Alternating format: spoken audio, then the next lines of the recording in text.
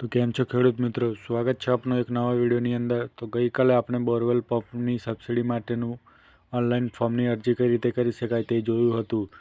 જો તમે એ વિડીયો ના જોયો હોય તો તમે ડિસ્ક્રિપ્શનમાં લિંક આપી દઉં છું, તે વિડીયો જોઈ શકો છો। તો આજે આપણે વાત કરવાના છે કે તમે મિની ટ્રેક્ટર માટે એપ્લાય માટેની અરજી કઈ રીતે કરી શકો છો। તો તમારે એ અરજી કરવી હોય તો સૌપ્રથમ ક્રોમ પર આવવું પડશે અને અહીં લખવાનું છે આઈ ખેડૂત। તો અહીં આપણે લખી દઈએ છીએ આઈ ખેડૂત, એટલે જે પહેલી વેબસાઇટ આવે એના પર આ રીતે કંઈ ક્લિક કરશું। જો આ રીતે તમારે કોઈ રેકોર્ડ મળેલ નથી એવું આવે તો તમારે ફરીથી એ ટ્રાય મારવાનો છે। તો કંઈક આ રીતે તમને જોવા મળશે। તો ફરીથી આવી જઈએ છીએ આ લોગિન પર। તો તમને કંઈક આ રીતે જો જોવા મળે તો તમારે અહીં બાગાયતી ખેતી છે એના પર ક્લિક કરવાનું રહેશે।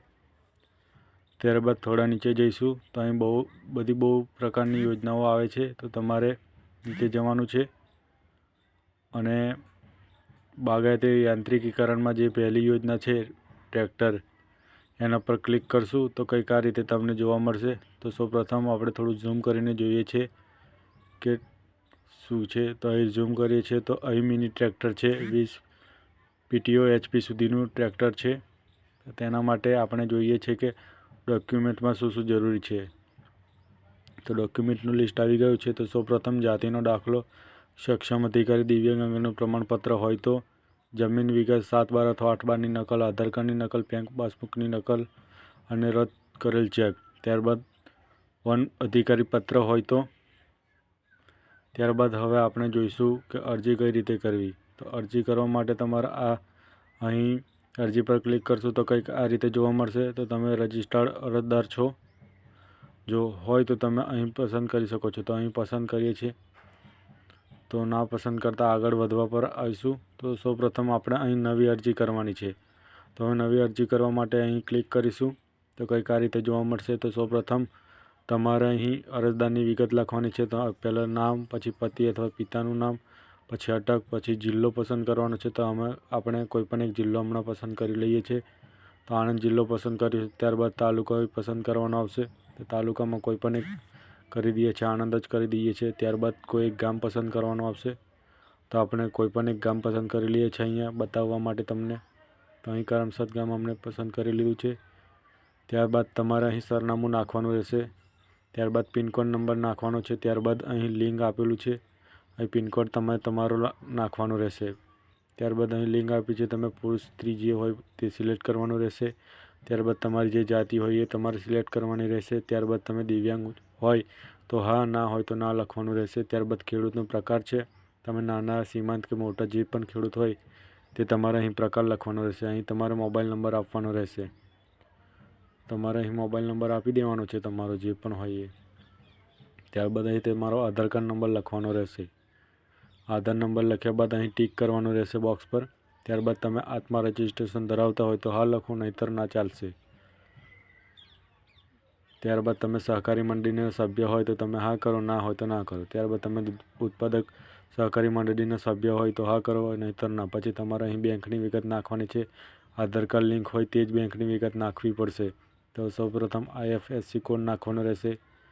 એ કોડ નાખશો એટલે તમારું બેંકનું નામ પસંદ કરવાનો ઓપ્શન અહીં આવી જશે।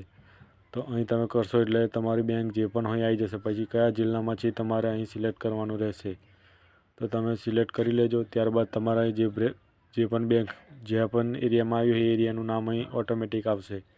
ત્યારબાદ બેંક ખાતા નંબર લખવાનો છે અને અહીં બીજી વાર તમારો બેંક ખાતા નંબર લખ્યા બાદ અરજદારનું નામ લખવાનું છે। બેંકમાં જે હોય એ પ્રમાણે જ નામ લખવાનું છે। પછી સરનામું પણ બેંકમાં જે હોય એ પ્રમાણે જ લખવાનું રહેશે। ત્યારબાદ તમારે અહીં જમીનની વિગત આપવાની રહેશે। તો સૌપ્રથમ તમે જમીન રેકોર્ડ ધરાવતા હોય તો હા કરો, ટ્રાઇબલ લેન્ડ ધરાવતા હોય તો એના પર ક્લિક કરો।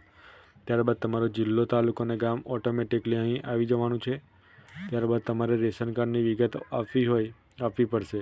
તો તમારે રેશન કાર્ડ નંબર નાખવાનો છે। ત્યારબાદ અહીં તમારે જો 5636 જે કોડ આપ્યો છે એ તમારે એન્ટર ધ કોડની અંદર લખવાનો રહેશે। ત્યારબાદ તમારે અહીં અરજી સેવ કરવાની રહેશે। અરજી સેવ કરો એટલે ત્યારબાદ અહીં બીજા નંબર પર આપેલું છે અરજી અપડેટ કરવા પર ક્લિક કરો।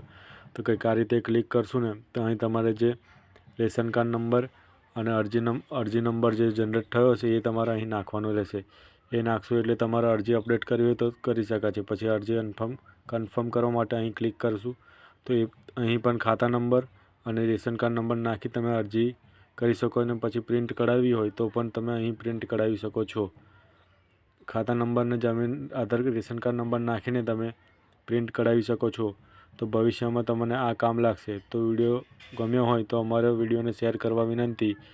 અને આવા જ વિડીયો જોવા માટે અમારી ચેનલ ખેડૂત મિત્રને સબસ્ક્રાઈબ કરવાનું ભૂલતા નહીં. અને 5 મિત્રોને વિડીયો શેર કરવાનું ભૂલતા નહીં. તો મળીએ છીએ એક નવા વિડીયો સાથે ટૂંક સમયમાં.